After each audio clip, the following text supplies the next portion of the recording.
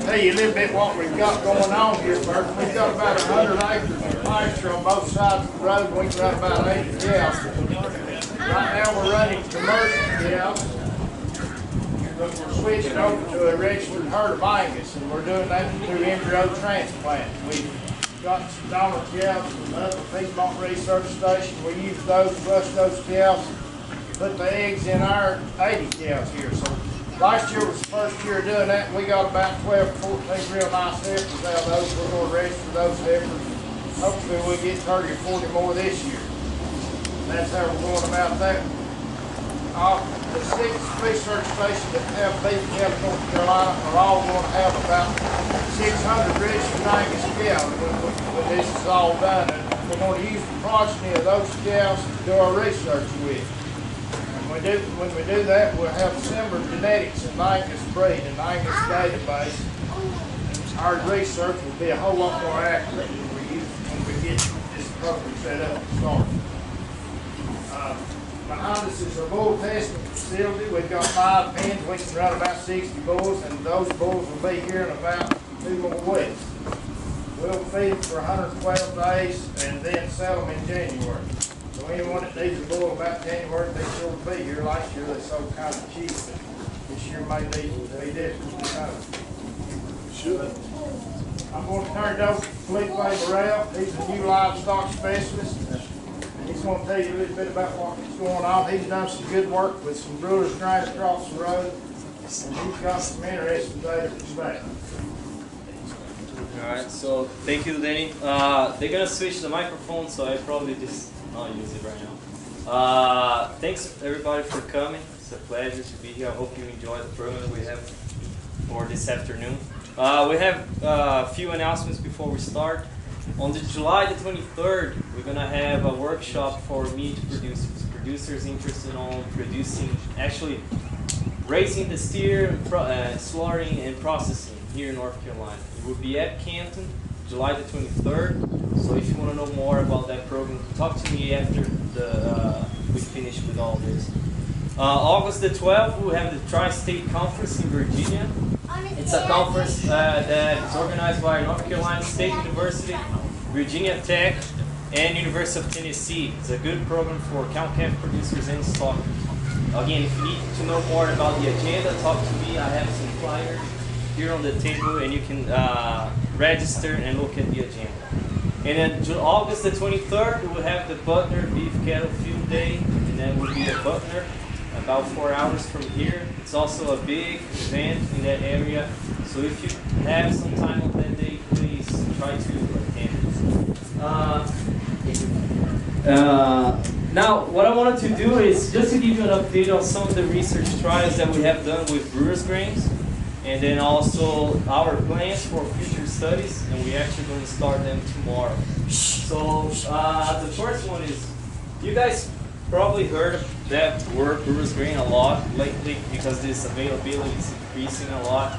But Brewers Grain is something not new. It has been used for years with sheep, goats, swine, even primarily dairy, because of the easy and the volume that you can handle with the Brewers Grain.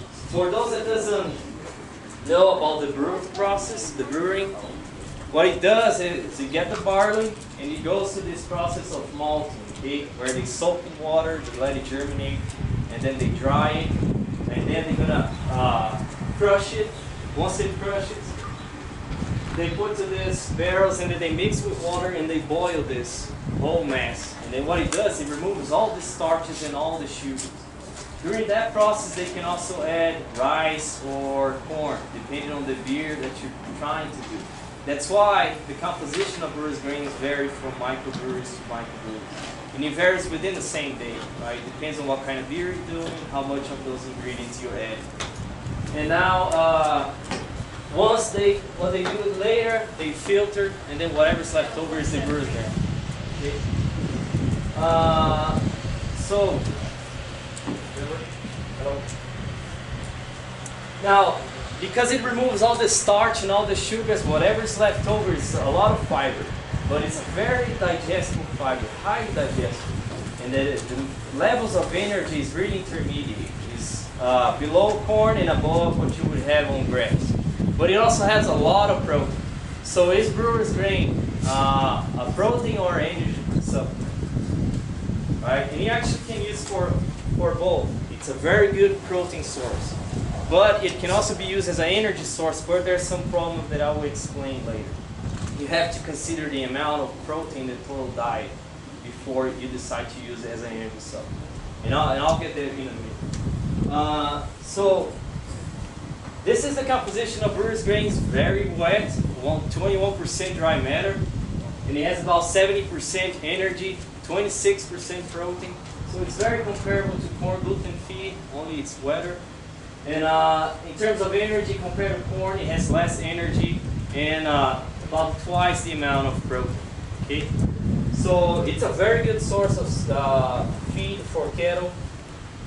So the first thing that we wanted to do is, unfortunately, all the research being done in brewer's grain was with dairy. Zero research with grazing cattle. And that's what we have here. I would have count calf and stock. So that's our goal, is to produce research with the brewer's grains for grazing cattle. So the first trial that we did was very simple. We gave them free choice access to hay. Half of them got the pure brewer's grain, and half of them got a supplement that provided the same amount of energy and protein. And then we used cottonseed meal and corn to mix this mixture that had the same composition of the brewer's grain. And then with that, we evaluated the performance and the economics. The first week, I'm sorry for the picture, you can see very well. We started that study on the second week of January. And if you guys remember, that was the coldest week of the year. And then once we started, the first week, the cattle, they did not eat the brewer's grain. And it was not because they were not used to the feed, right? These steers, they were on feed before. So we provided them the brewer's grain, they all came to the bump and they started eating. But by the time they ate half of it, it was just too cold. And you could grab the brewer's grain in your hand and you almost freeze your hand in a few seconds. Okay, so we believe that they had to back off a little bit because it started to get really cold inside. But once they came back to eat again, because they were hungry, it was frozen. So they couldn't eat. It turned into a block. And then 1 week after, when it starts to warm up, they start eating like crazy. They really love it. So the problem with the intake, it was not because they don't like it, it was just because of the weather that kind of complicated something for us. And after they warm up, they were able to eat it really fast, and then we had no problem with that. And then, hello. So what we did later, now in terms of performance, we had no effect on performance. Okay, if you look at the average daily gain, right here, it was just slightly lower for the cattle fed the brewer's grain. It was not statistically significant, but it was numerically lower.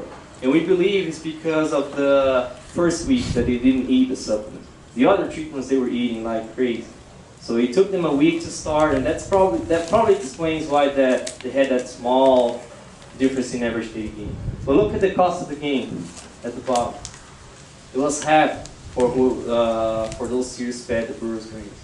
So the brewer's grain was a very good source when you compare to traditional protein supplements like the cottonseed meal. If we had used soybean meal, we would have the same response. It would be almost half of the price.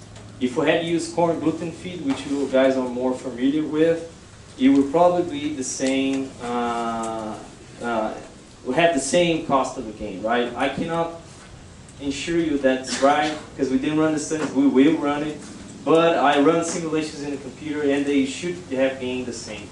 But so brewer's grain is a very good source when you compare to more traditional protein supplements. Now, a lot of people, they want to use brewer's grain because it says cheap feed. It's cheaper than other feed ingredients, I'm going to use it. And that's not how you have to look at that. Okay? Just because a supplement is cheaper, that doesn't mean it will give you the best return. You have to look at the cost of the gain. And let me show you. Let's say you have this supplement A. It's a $1 per pound of dry matter it costs. And then it provides you an average daily gain of 1 pound per day. So your cost of gain is $1 per pound of body weight gain, right? But what happens if you get a supplement B, let's say it's 90 cents, and then everybody want to feed it because it's cheaper. But what happens with the growth performance? If they gain the same as that supplement A, then yes, it's cheaper, right? But what happens if you decrease the average daily gain? And let's say, for example, that they gain now 0.8 pounds per day. What would be your final cost of the gain? 1.13, right? So the cheaper supplement had less return for you. So you guys have to know the cost of the gain. But to know the cost of the gain, you need to know how they're going to perform, and you guys don't know that. The only way that you know is if we run studies, and that's what we're trying to do here. We're going to provide you that data so that you can calculate the cost of the gain. Right now, you cannot decide if Brewers Grain is cheaper or not just based on the price of the supplement per seed. Okay? Now, depending on the time of the year that you wean your calves, and a lot of people want to use this for growing steers, to take them to 700 pounds and sell them. Depending on when you wean, let's say you wean those calves in October, what would be the protein concentration on pasture in October of top fasting? Does anybody have any idea? Any guess? It's about 20%. How much a calf that has just been weaned need in terms of percentage of crude protein? You know? You guys probably know 14%. So you're way above what they need. What's the protein percentage of Brewers Grain? 26. So if I feed 1% of Brewers Grain, 26% crude protein, and you put them on the grass, it's 20% crude protein. The final protein concentration of the diet is 23, 9 percentage points higher.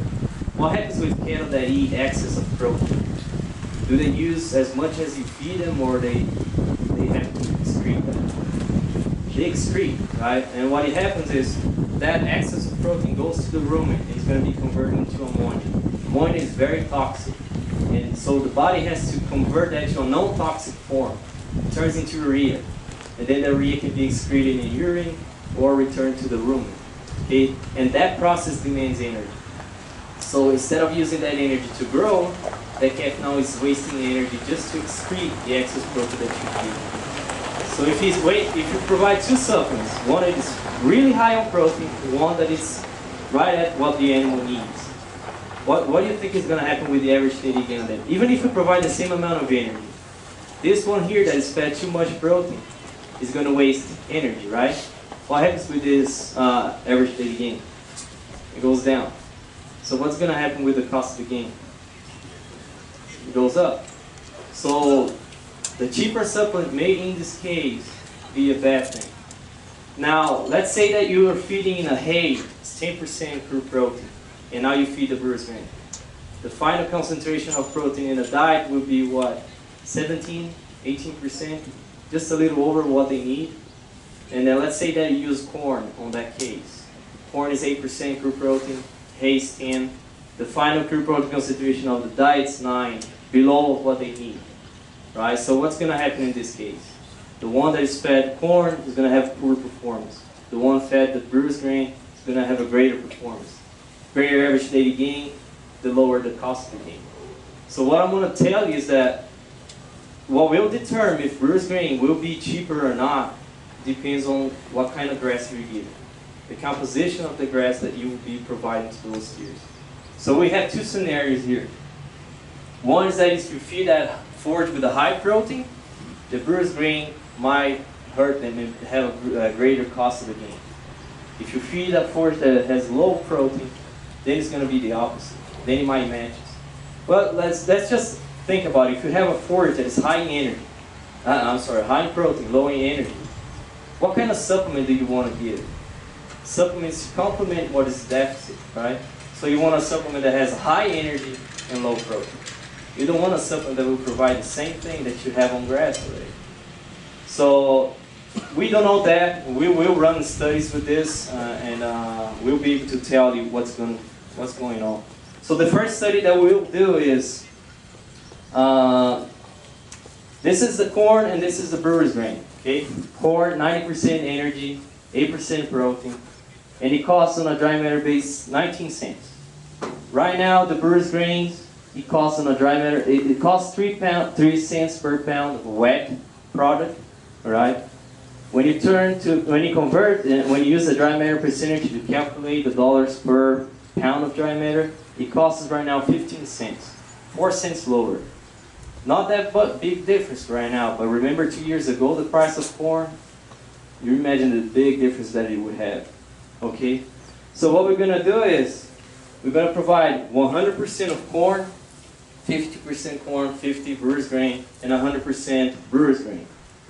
And then we're going to make those 3 supplements. What happens as I replace corn with the brewer's grains? Look at the energy, right? The first column, the TDN. It goes down, right? Brewer's grain has less energy than corn. But look at the protein. It's twice the amount. And look at the cost per pound of dry matter. It goes down as you use more brewer's grain. Now, what would happen if I give 1 pound of each supplement to the animals? Which one would gain more weight? Does anybody get any guess? One in the middle. Maybe, but probably corn because it's providing more energy. Right? Energy is always the first, most of the time is the limiting factor. But, so I cannot do this comparison, right? I have to provide the same amount of energy for each of those supplements in order to make a fair comparison. And for that, I'll have to provide more brewer's grains in a dry matter to reach the same level of corn, okay? So what we're gonna do is this. We're gonna provide the same amount of energy for all of them. But we will have to give a little bit more of brewer's grain to make up for those differences in energy. But look at the protein intake as I replace corn with brewer's grain. It's 5 times greater when I do that. So again, what will happen to the growth performance of those cattle? It will depend on the grass that you're giving. High forage diet, it may be a problem. Low quality forage, that will help. And then we're gonna run those studies. We're actually starting tomorrow. We have we brought some brewer's grains for those that have never seen it before. And then across the road we have a big bag of brewer's grains. So you can just, when on the way home, you can drive up there and take a look at it. Okay, so those studies, they will provide you the performance data that you need to calculate the cost of the gain. Without that data, you won't be able to tell if brewer's grain is cheaper or not. Now, the second problem with the brewer's grain, not problem, but one challenge that we have, is the storage. In the winter, no problem. In the summer, it spoils faster, right? And then, do you know how many research has been done on storage of brewer's grain that is published? 1. And then we're gonna do this here, right? We're gonna start, and so what we're gonna do, but there's a lot of research being published in distillers grains. And the composition is very similar to what we have. It's very comparable to brewer's grains. Okay, so we're gonna use the same approach that they're using with the wet distillers grain. So, what they have been doing is, it might not work for all of you, they are mixing the wet distillers grains with the ground hay. Not all of you have hay grinders, right? But if you do, that may be an option. You grind, you mix with the distillers, you mix with the brewer's grain, and you cover it, and you can store for longer periods, okay? But one thing that I believe it will work for us is this. They're using the round bales as the bunker.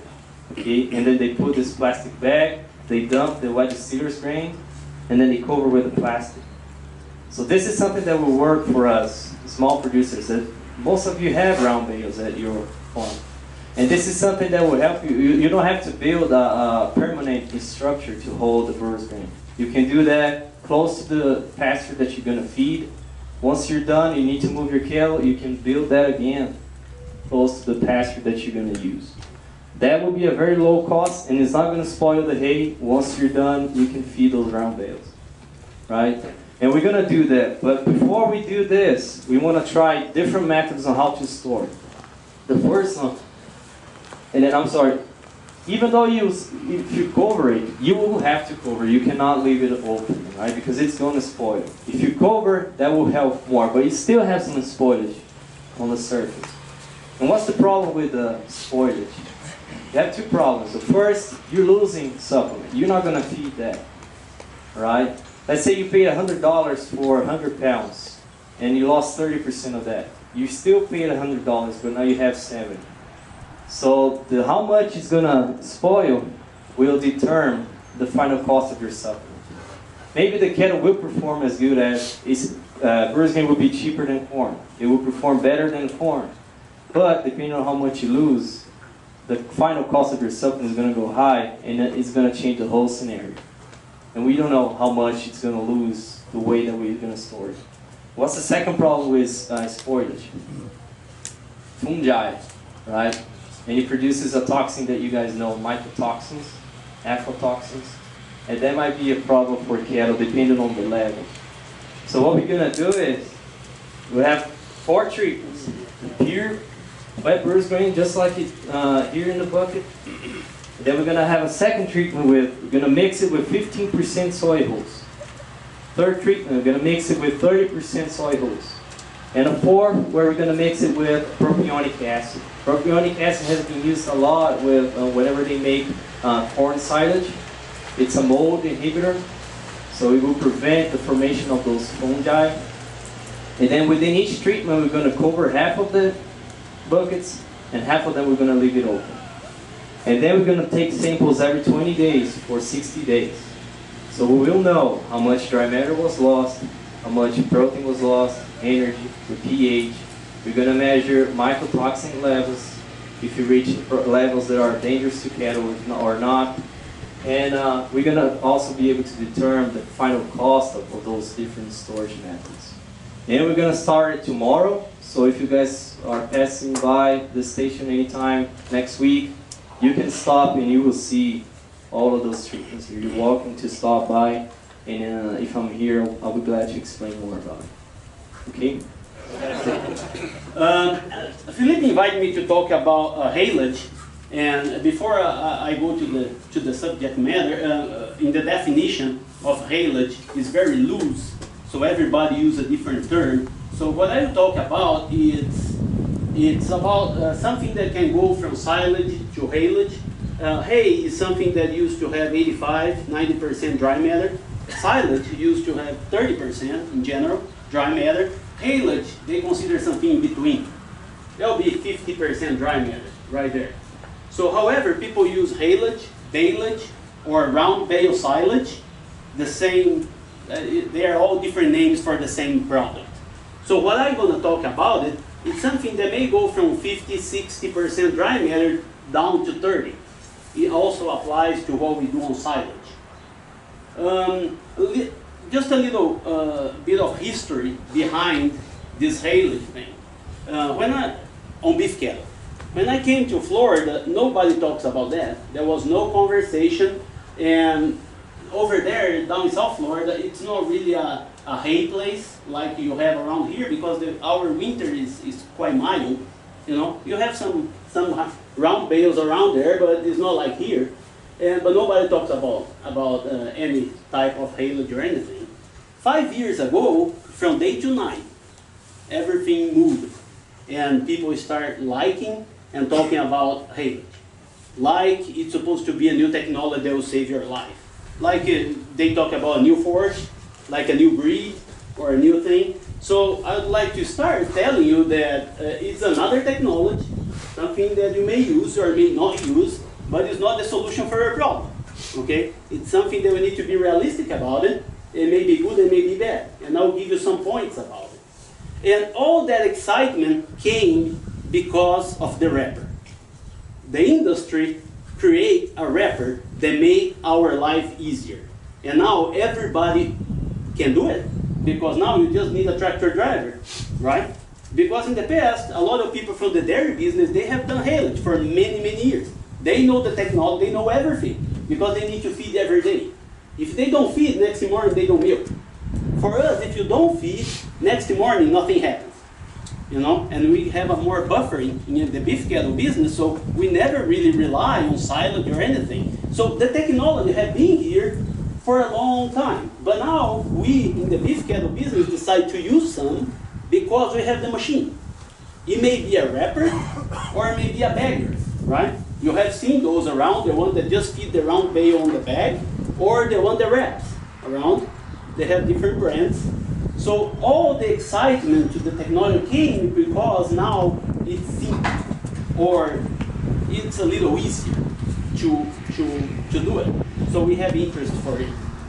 So if you don't take anything from my presentation, I would like just you to remember this. Silage or haylage will not make your forage better. That's it.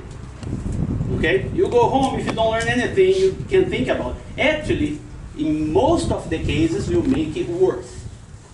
Because for fermentation, you need to use some of the sugars and carbohydrates in the silage. So what you have right now on the field, after you bag and let stay for 3 months and start feeding your cattle, will not be as good as you have over there. And will not be better. It may be a little worse. So a lot of people think that the ensiling process makes the forage better just because of the fermentation. And that's not correct. That won't happen. Okay? So that's the first point that I think we need to learn about. So now, if we decide that that's a good technology, okay, to use for different reasons, we use because in the summer we cannot have one day that we do not have rain in the evening. That's why we use it. The only reason. If I can make hay, I'll make hay any day. I'll just put up hay, I can sell it, I can move it, it doesn't stink. I put in a barn, and that's great. I don't need to buy plastic, you know. I will make hay any day. But in the summer, in Florida, you cannot make hay. You cannot. It's impossible. So a lot of people has all the machines that you have around here for one cut of hay a year in the spring, if they are lucky. So the haylage comes really handy because now you can probably stretch to 3. You know, because in the summer you can cut some forage and make something. Because in general, in a good sunny day, if we cut our Bermuda grass in the morning, probably by 3 o'clock, you'll be down to 50% dry matter, so you can come and bale. So that can give us an option to make something. But remember, that's an option that we use because we don't have any other option. You know, that's the only thing that we have. Is the option to cut in the morning and bale in the evening. Or, a lot of producers in Florida, they say that, oh, if I get some rain on, I will sell cattle hay. Have you heard that before? If it's a good hay that doesn't have any rain, that's horse hay. And if you get 2 rains on, that's cattle hay. And you go from there. We know rain will damage hay. Rain will decrease nutritive value, and that will make it worse. So that's why we try to use it. About the nutritive value, again, before you put in the bag, again, you'll not get any better.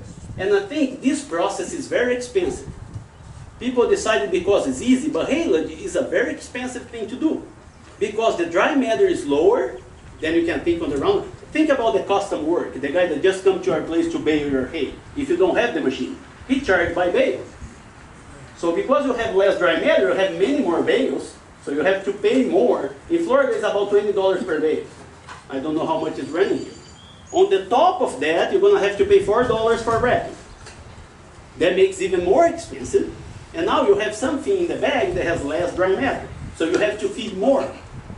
Does it make sense? So it is an expensive product.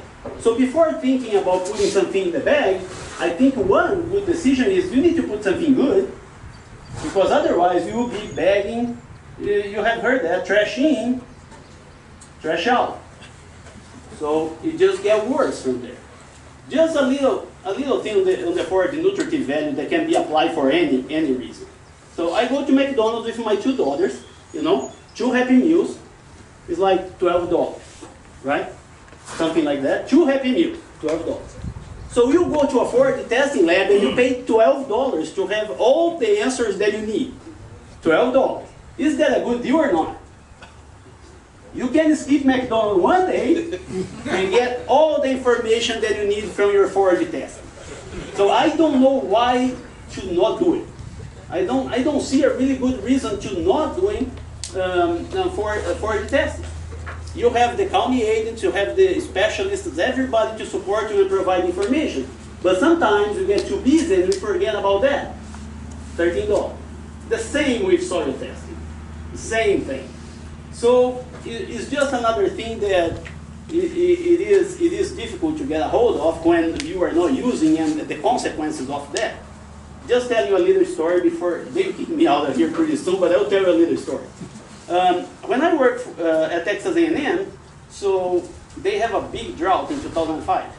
It was not as big as the last one. They thought that was the worst one, but a worse one came later. But they were running really short. So the round bales that were running $40 went up to $70. Coastal hay, Bermuda grass, and pretty soon got to the point that nobody had any hay. It got really expensive. So they were hauling alfalfa from North Dakota, South Dakota, so on and so forth. The guy from the feed store in Truth, Texas, and he was really close to me because I used to live close by. So when he knew a lot of the producers, so we go together and visit producers. He came to me and said, hey, look at the load of hay that I got.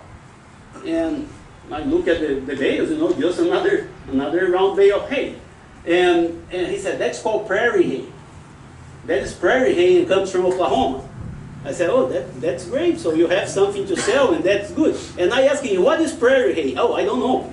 I have no idea, but it's good. And I asked him, did you test that? He said, no, didn't test. And I understand that. Sometimes they don't want to test. It's better than if you don't know. Correct?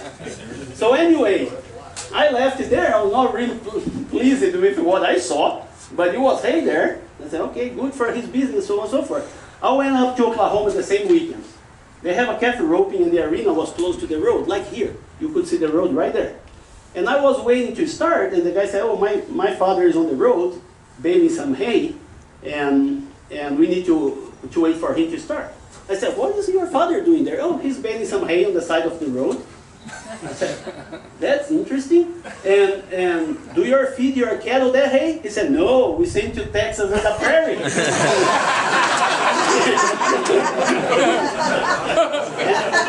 And that has water bottles, old blue stems, everything that you throw on the road, it goes on there round day. So, and that is the thing that you buy if you don't test it. Right? That is just an amazing story that I thought that I was, it was a nightmare thinking about somebody, we go there, good intention, and get something that was baled like frost, blue stem, and old Bermuda from the side of the road. That's what you want. That's called prairie hay if you haven't heard. So anyway, going back to the haylage business, one thing that we want in that haylage, I will go to the fermentation process real quick and I'll not give you a lot of details. One thing that you want is sugars for fermentation. That's what you want.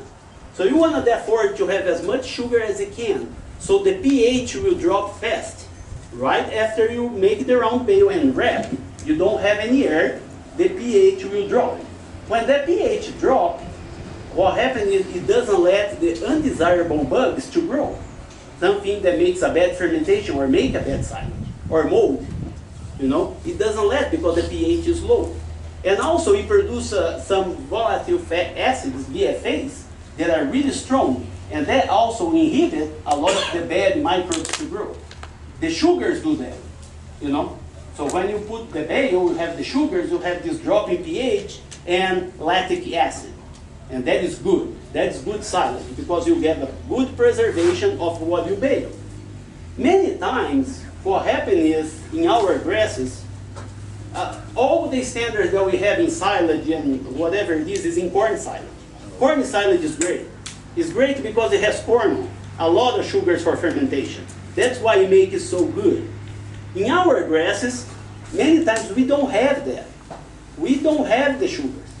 And when you increase the maturity of the grass, the sugars decrease. For the cool season, fescue for example, you have a little more sugar. That's why the cool seasons have better nutritive value. Has less cell wall and more cell content. There are sugars and starch. But when you think about Bermuda grass, for example, a C4, or millet, or sorghum, that is a C4. If you don't have grain, so you don't have a lot of sugars. Most of the carbohydrates are stored as cell wall or starch. So when you make the bale, what happens? You don't have sugar. The pH doesn't drop. And now you ended up with this bad fermentation. That's what we don't want. Because now the preservation is low, all these bad microbes will use some of the energy to grow, and they can produce toxins. So we don't want something mature, something that has low nutritive value, and we need to be even more careful with the C4 grasses, or the tropical, like Bermuda, or millet, or something like that, if it doesn't have grains. Sorghum Sudan grass is really dangerous to make haylage, because they have thicker stalks, it doesn't lose water. When you make the silage, what happens is the moisture is too high. And now, high moisture is another huge problem. I learned from the dairyman in Florida that if you have something really good, it can be wet. If you have a Bermuda grass that is 3 weeks growth, fertilized, you can bale that wet and make the haylage wet, like 35% dry matter. That will not hurt. If you have something that is more mature, that is not fertilized, that you don't manage well, you cannot make a wet haylage. You cannot, because everything bad will happen. No fermentation, high water, bad microbes. And now when you open it up, I think you have a pretty good indicator of silage by the smell and by your clothes after you handle that. If it smells really sweet, is the good one. That's the smell of the lactic acid. If it smells like vinegar, that's acetic acid. It's not the best, but it's still acceptable. If it smells like something that I cannot pronounce and say the word right here, it's because it's butyric acid. And that is a sign that comes with all the bad fermentation. If you open your haylage and the smell is too bad, and you have these mold patches, is a sign that the fermentation went wrong. Now you need to make a decision if you're going to feed or not, right? In the past, I used to say, I never heard any story in Florida about somebody that fed bad haylage and the cattle died. Never heard. I heard a lot of stories that people that fed bad haylage and the cattle didn't eat and just stapled. They lost a lot. I have heard that. That was when calves were $1 a pound. Now that we sell calves $1,200 a piece, that is really valuable. So if I have if it's suspicious that my silage is bad, I will test it for mold, because I don't want it to lose a calf. If that happens, it will be really costly right now. But I never heard about, even with bad fermentation, I think the main detrimental factor is you lose dry matter, you lose quality, and you lose cattle performance. But we still have the toxins that may hurt cattle and may kill cattle, like Clostridium is the biggest problem in silage. Aflatoxins, that happens. So if you have something that you open the silo and it doesn't look good, I would advise you to test it. They have several labs that will test it for the toxins. A lot of people here may have fescue, right? Tall fescue? Tall fescue is not popular where I'm at. I have friends in Missouri that do a lot of work with fescue. And I got some information from them. One thing is what happens with the ergovalin or with the alkaloids when you make the silage, right? That is probably the question that everybody asks. When you make hay, we know that decreases. Making hay is good because the alkaloids are always low in hay than in fresh forage. What happened in silage? The truth is we don't know, because the results are highly variable. Sometimes it decreases, sometimes it's increased. So we don't really know the effect of silage on the alkaloids. If that fescue will be what they call hot, or it will be less hot. We don't really know. We saw that when we get fescue and let it wilt to dry matters of around 50–60%, the pH of the silage was lower. So wilting the forage, as I told you before, if it's very good, probably will not matter. But if you have something that you don't really know the nutritive value, may not be the best, wilt. Let it dry to 50%, 60% dry matter. So you're going to have an insurance that will have a lower pH, so less chance to go wrong. Okay? That is probably the bottom line on the fescue. Fescue is a great forage to make haylage. Great forage, as it is to feed any animal. But I think this caution to preserve it better and put in the bag, if you decide to make haylage with fescue, I think wilting will be a good thing to do. Another thing that I have done in Florida, and that's probably will be my last point here, and we can open for questions or something, is I told you before, most of the forests that we work, these grasses doesn't have sugars, right? That was the problem, doesn't have sugar. So what I did, I just add sugar. I put molasses, liquid molasses, or citrus pulp to the forage, 2% of the green weight. So let's say you have a ton of forage, you put 40 pounds of molasses. Blackstrap. I learned that molasses are not very popular here, the liquid feed, but any source of sugar, you know, beet pulp or something like that will help. Adding sugar to, and you can see there is a video on YouTube of our machine doing the molasses treatment on the silage. Again, what we did, we just add the molasses in the windrow by gravity. We didn't want another piece of equipment in our barn. You know, I think you probably have the same feeling. We don't want another payment and another piece of equipment. Nobody wanted that. So what we did, we have a molasses tank that we feed the cows. Well, we just opened it up, the drain on the back, put a PVC pipe, drill holes, and then we just drip the molasses in the windrow. And we bale after we drip the molasses, right there. So it was just a piece of PVC. Even I could do it. And I'll tell, I am the opposite of a handyman. You know, the handyman fixed stuff and I messed up. So when I tried that just to try to save some money on another machine that will spray the molasses, and that worked really well. What happens was, the lactic acid in our silage, there was a Bermuda grass double with that 40 pounds of molasses. It doubled. It made something that was average and something that was really good. And on the top, when we fed our heifers, we have a greater intake. The heifers ate more the silage that had molasses, as we can expect, right? So it was a better feed, it was a better fermentation. I think you win on both ends. We don't have that study because we ended up short of experimental units. It's better to put 40 pounds of molasses in the silage and feed both together after fermentation than to have on the side as a supplement. Because you increase the fermentation of the forage and you still are providing the molasses to the heifer.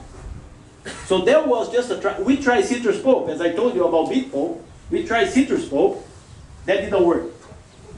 Work in a small scale, but when we drop, the citrus pulp is dry, we drop on the windrow. When you came with the baler, it flew off. You know, it flew away and just became like expensive fertilizer because it spread all over the place because of the movement of the baler. So that was not a good option from a practical standpoint. So we quit on the pulp. But again, any source of sugar that you can add to that haylage will be beneficial for the fermentation. And if you can put more that will be cost effective, that will be even better. So something that you need to think about is, again, because the process is very expensive, as I said before, because of the plastic and the amount that you pay to bale the hay, I think if you decide to do it, you need to do something good. You know, something that you take out of the plastic will smell good and will be a good feed. Because otherwise, there's too many resources that you're going to lose right there. I was talking to Caleb before I came here. He said, well, my father was baling some hay, and he just told me that we need to get a wrapper. Because it rained yesterday before we bale, and it became a problem, and I think we probably need a wrapper. And I told him, I hope after I leave today, I will convince your father to do not buy a wrapper. You know? But that was not the case. I was just kidding. Again, it's just another technology that I think you can get a great use if you adapt it to your conditions here. You may have some days that you can use make some haylage and get a good feed out of it, a good preservation and a good supplement for the winter. But it's not for all situations.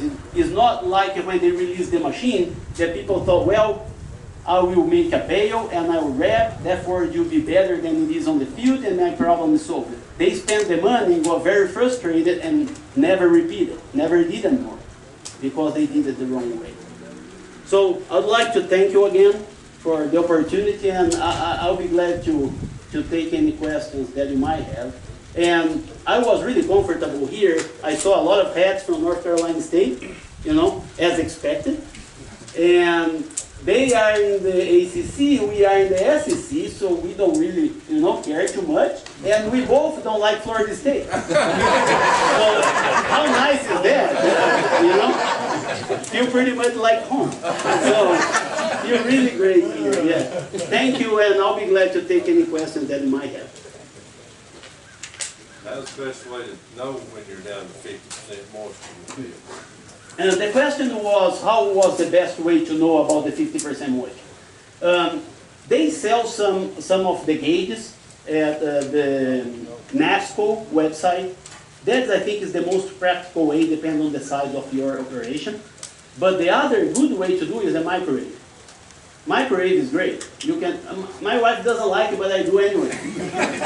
But we have publications because with the microwave, it's pretty much like an oven that you're going to dry the forge. The only thing, you need to put a cup with water on the back, so you will not burn the forge. You keep the moisture a little bit high.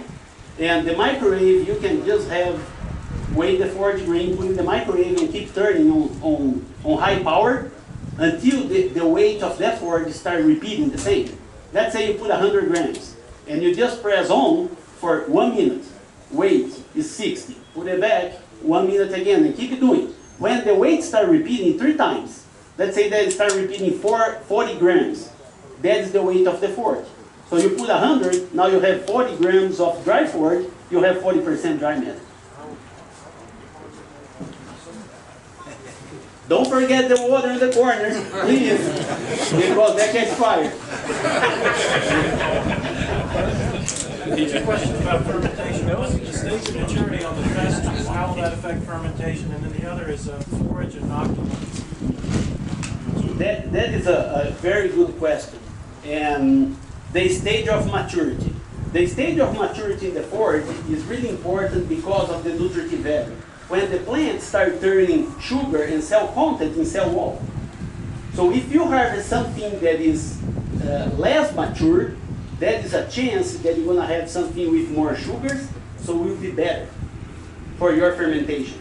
You need to balance the quantity and quality, right? And we know all about that. People don't want to go out and run the machine, $4 a gallon of diesel, and harvest nothing, right? Because you'll be too young, too good, but we have nothing. But I think on that time frame of 5 weeks, 6 weeks, you know, I think you may have a good accumulation and you still may have a very good quality on your material. On the inoculants, that is another very good question. Inoculants for silage, for grass silage. And I do work for the companies with contracts just testing inoculants. Like they do variety test, I do inoculant tests with Bermuda grass. Not fescue, Bermuda grass. My problem with the inoculants right now is the results are highly variable. We don't see any pattern showing that that inoculant really made my silage better. There is an explanation for that. You think about it, those inoculants, what they do many times, they use the sugars and they enhance the fermentation by using the sugars that you have. If you don't have sugars, you put the inoculants, what do? They don't have anything to work with. So that is sometimes not beneficial. I have seen some good results, but sometimes I repeat for 2 years, next year I don't see anything. So, and most of those inoculants were created by corn silage, to add to corn silage, not for grass silage. So that's what they are doing some work. Now, to make my answer short, if you ask me, on a Bermuda grass silage, would you buy inoculants and put in the silage? I'll tell you no. No, I wouldn't mind putting inoculant until I will have one that will be consistently better. Joe, Yes. can you relate that maturity question to the physiological maturity of the plant, like plus or minus food stage? Yeah. Can you put it in those terms? Yeah. And on the Bermuda grass in the warm season is very straightforward. You know, because you get the plant to get mature, what you do pretty much, you decrease the leaf to stem ratio. So you have more stems, you have more seed heads. The stems have a lot of lignin, so the nutritive value will down. So you have much more cell wall and much less cell content because you have much more stems. So on some grasses like fescue, I have a conversation with some of my friends about it. We know that when you have a boot stage or you have seed heads, you start decreasing nutritive value. But sometimes it has some beneficial things related to, such as you increase dry matter with that process. In fescue, many times you decrease the toxicity, or sometimes you decrease the problems with alkaloids in the fall, for example. In the spring, it's pretty high, but in the fall, we may change.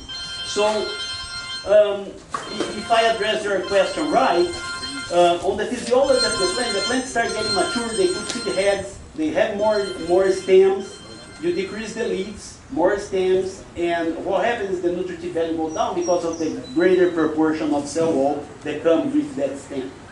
So that is why our nutritive values go down. And many times, because the stems are much more dense, our mass go up. So you have more stems, you harvest, you have more mass, however, the nutritive value is lower.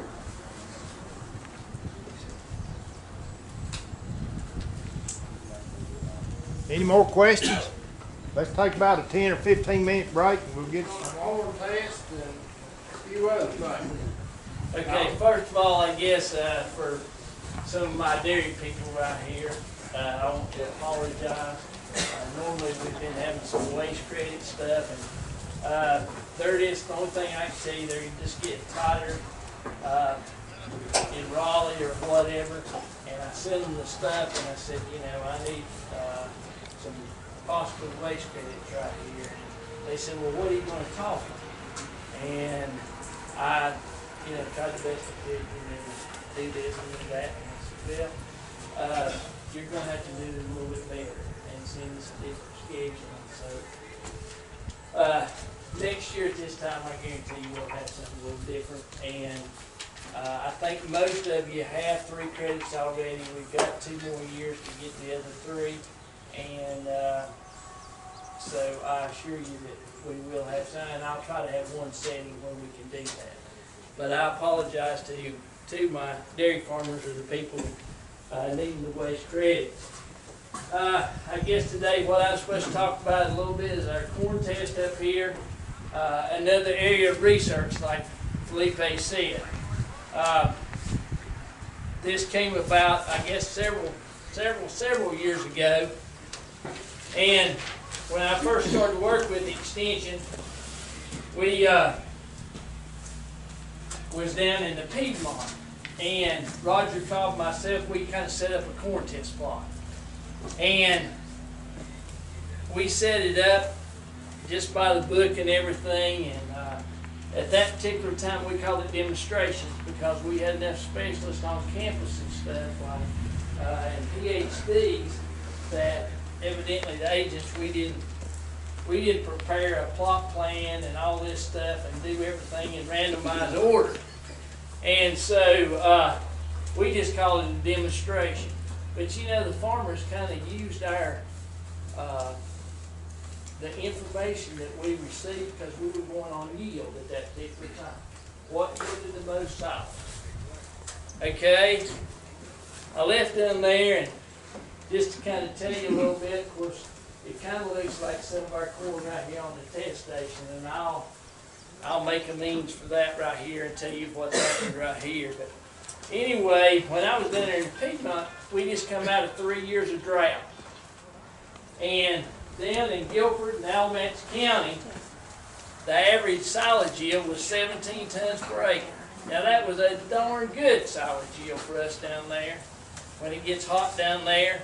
And during those drought years, the trucks and stuff had run over the ground, and we was getting between 6 and 7 tons per acre. All right, come up here. Moved up here next year, and it was a little dry up here. Kenneth Reeves and Steve took me out to Lester. He said, we want to go and look at this corn. We're going to have to look at it. We're going to have to adjust it. because, the farmers are having a tough time. It's dry up here. Went and looked at some upland corn. It was not even on one of the river bottoms. It was upland in Lester. And to me, it looked like 20-ton corn or better.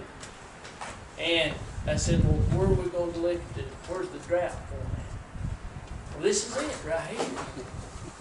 Well, my farmers here in Haywood too. Same thing. Here on this test station right here. Well, if you were here a little bit earlier, it's already rained one shower. It's tried to rain 2 or 3 more times. It rains about every day right here at the test station. In Maggie Valley where I live, it rains every day, 2 or 3 times a day. Transylvania County is another county close to us. It rains over there at Frank Summey's place. Water was on the tractor tires as we went through the plant. I said, Frank, it's going to rot in the ground. It's so wet. Oh, no, it'll be all right.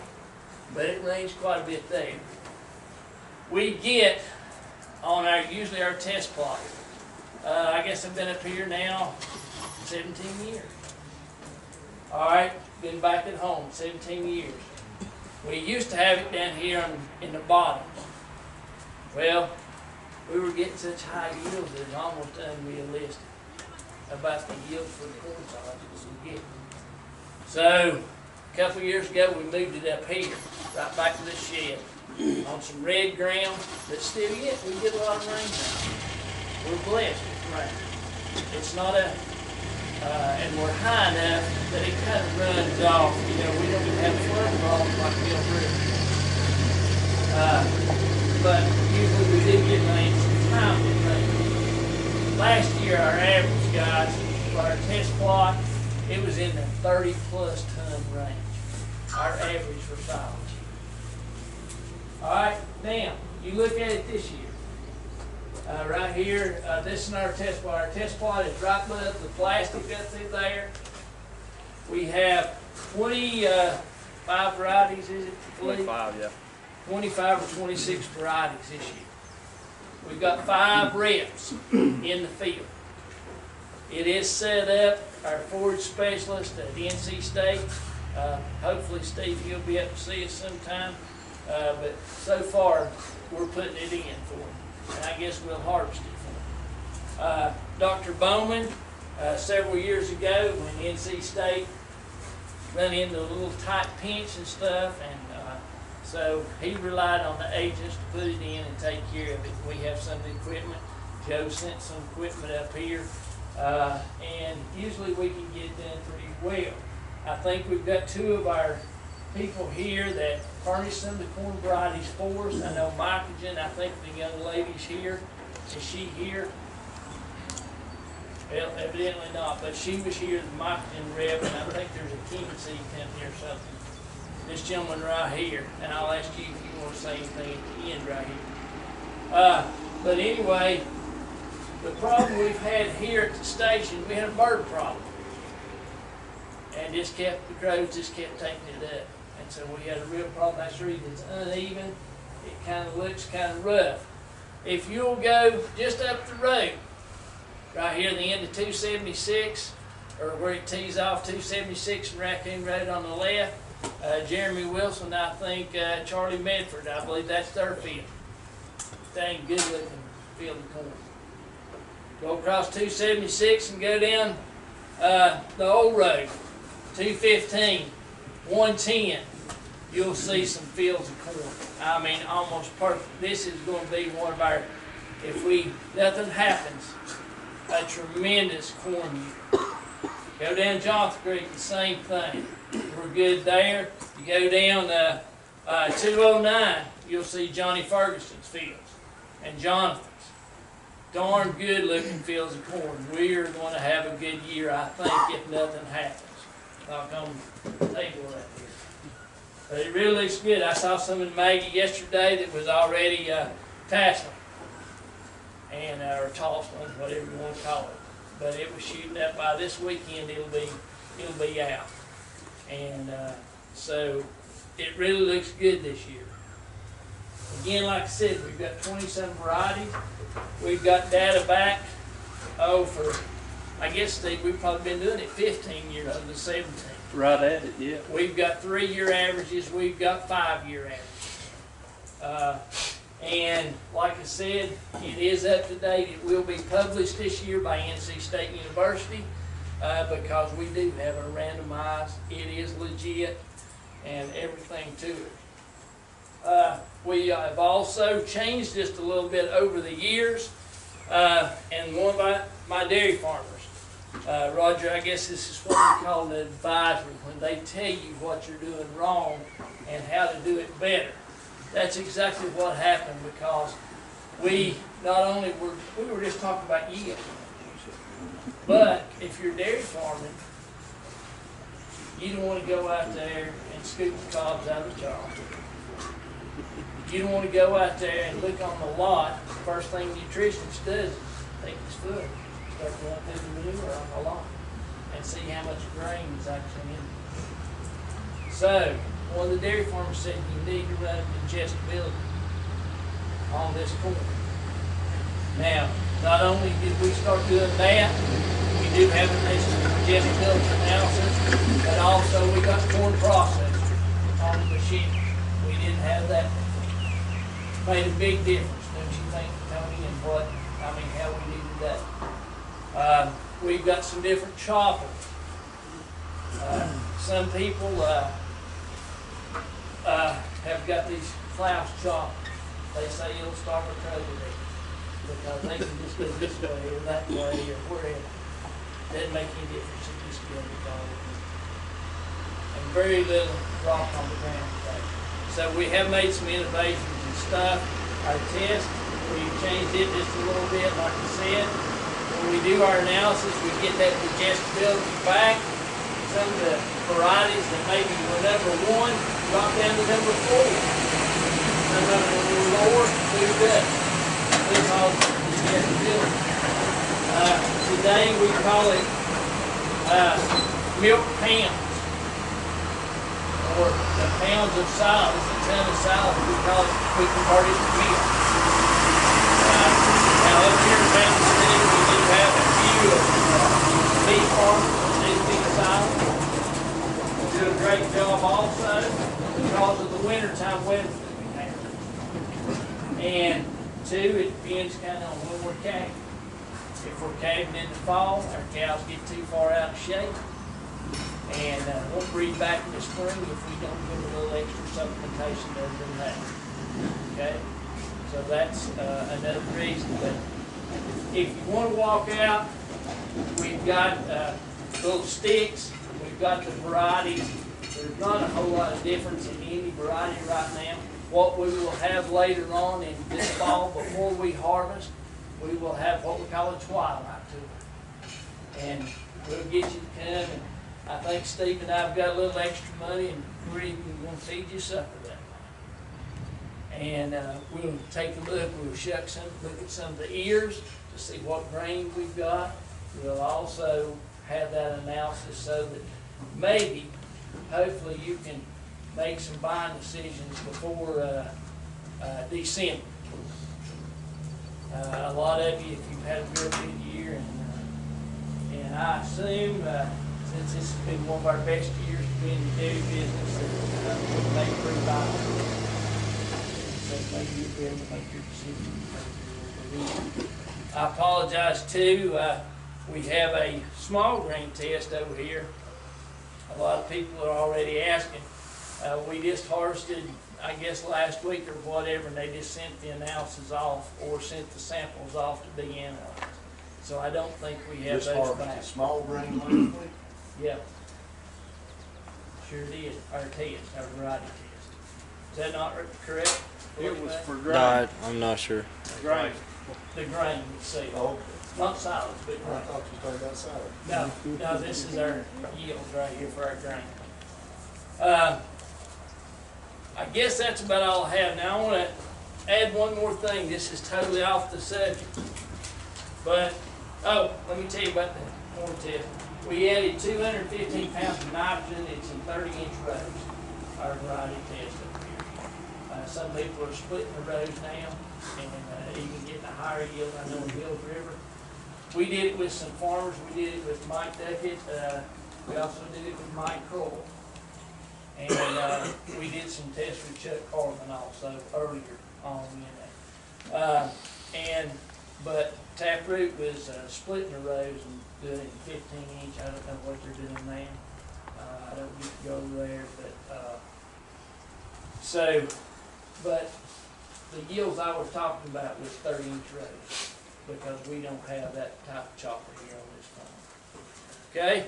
The other thing that I wanted to tell you about that I've been getting the most questions on is this, about, it has nothing to do with corn and forage. This is the sales tax thing. And we've been inundated with calls, either from the farmers or from businesses that deal with the farmers. How do we handle this? It came out here just a few weeks ago, right before the 1st of July. Actually, I think it's about the week before, or maybe no more than a week and a half before. 31st.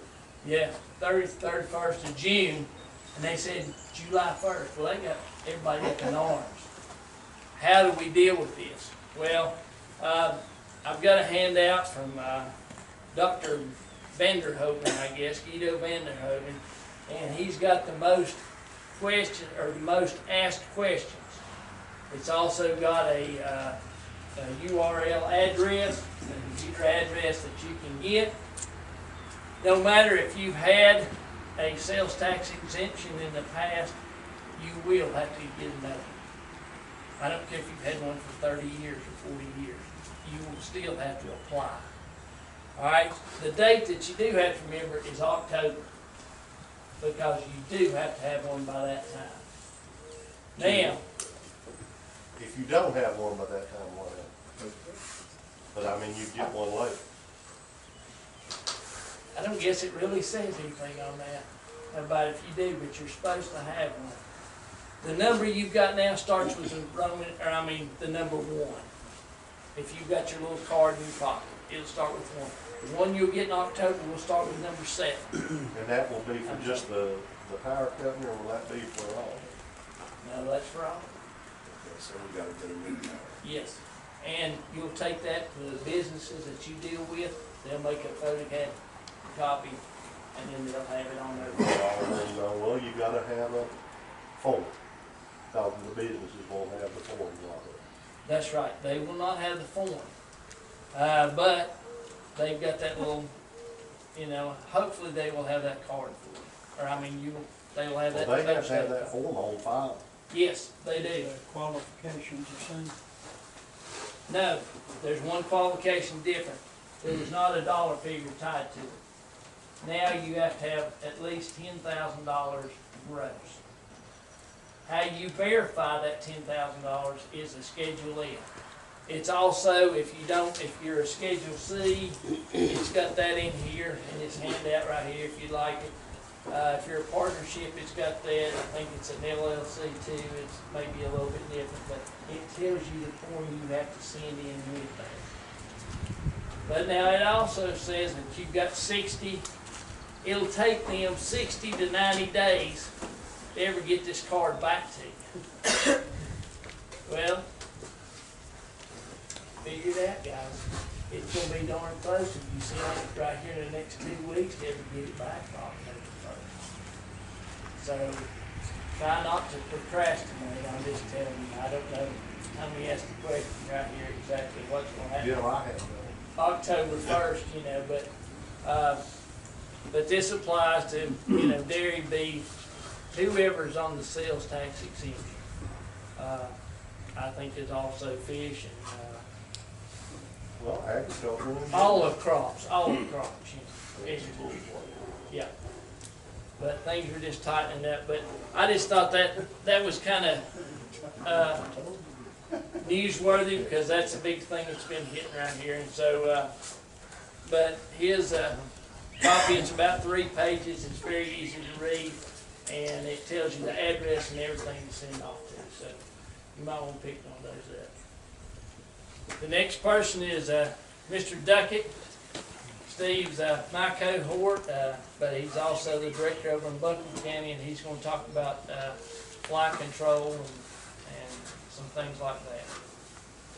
Thank you, Tony. Oh, wait just one second. I need to, Josh, would you like to say anything about the corn test? Yeah, I'll say it's a Master's Choice variety. I'm with King's Agri-Seeds, and the variety that's out there is Master's Choice that we have, and it's a flowery grain silage type hybrids. We also have across the hillside there, I sent Caleb a box, and I didn't really ask him, I guess. I just sent it and said, hey, you got a box coming to you of other stuff. So we've got some Sudan grass and millet, BMR millet as well out there. So that's kind of interesting. Some just diverse forage crops for summer annuals. So Ag Care Products, Doug Robertson is the distributor for King's Agri-Seeds in this area. So if you need anything from us, get in touch with Doug or myself. Thanks. All right. Well, folks, I'm going to talk a little bit about fly control for the beef herd. Most of this will apply to beef and dairy. You could even stretch a point and say it might apply a little to sheep and goats too, but it's going to be a little different products for that type of small ruminant. When's fly season in western North Carolina? May to October. That's a dead hard of it, about May to October.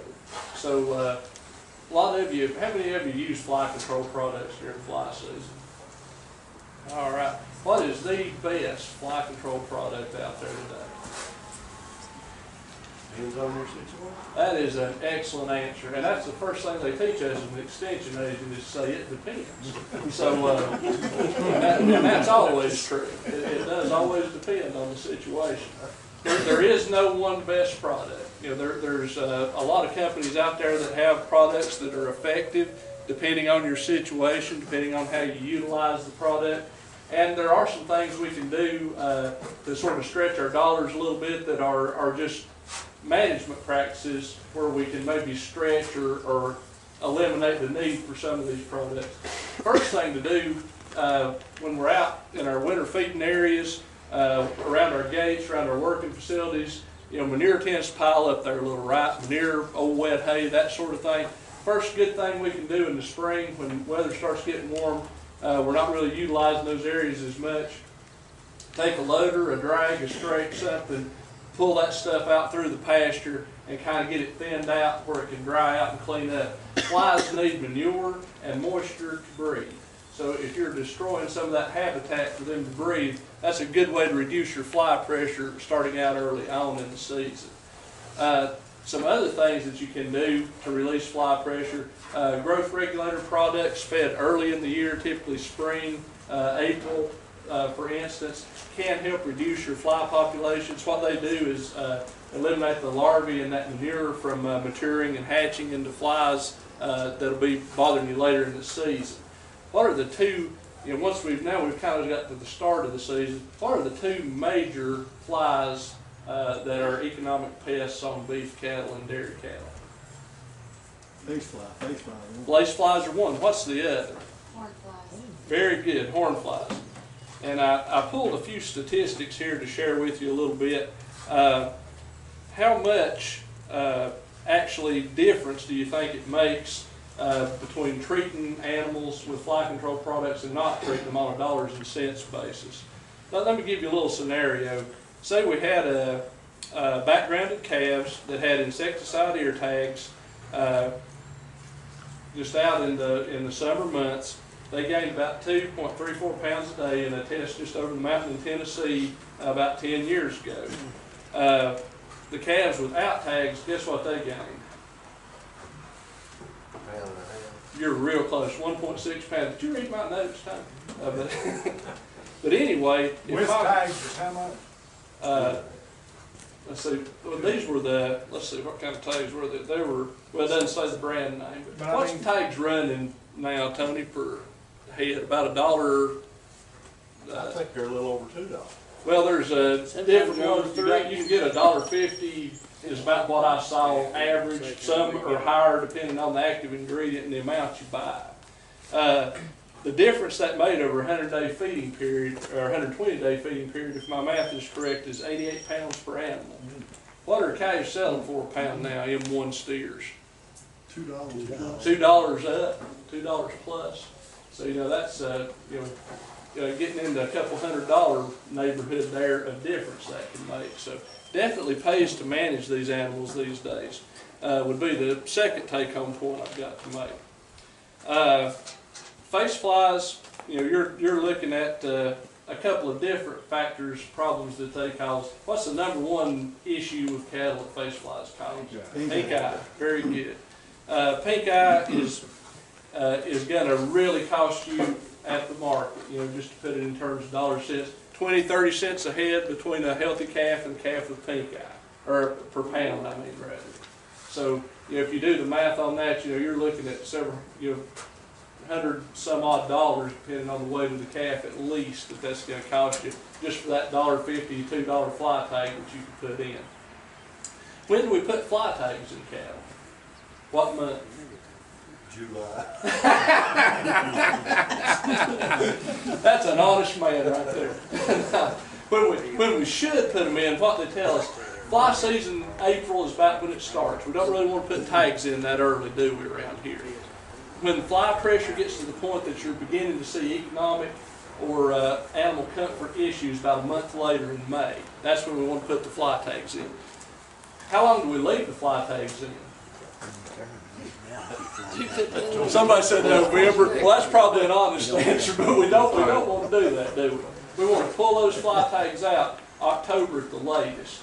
Sometimes September might be better because they're only going to last a certain amount of time. And if you leave that insecticide ear tag in their ear and it's already lost the impregnation of the chemical that's controlling the fly, that leaves a very low level of that material, which allows that fly to get resistance built up to that material.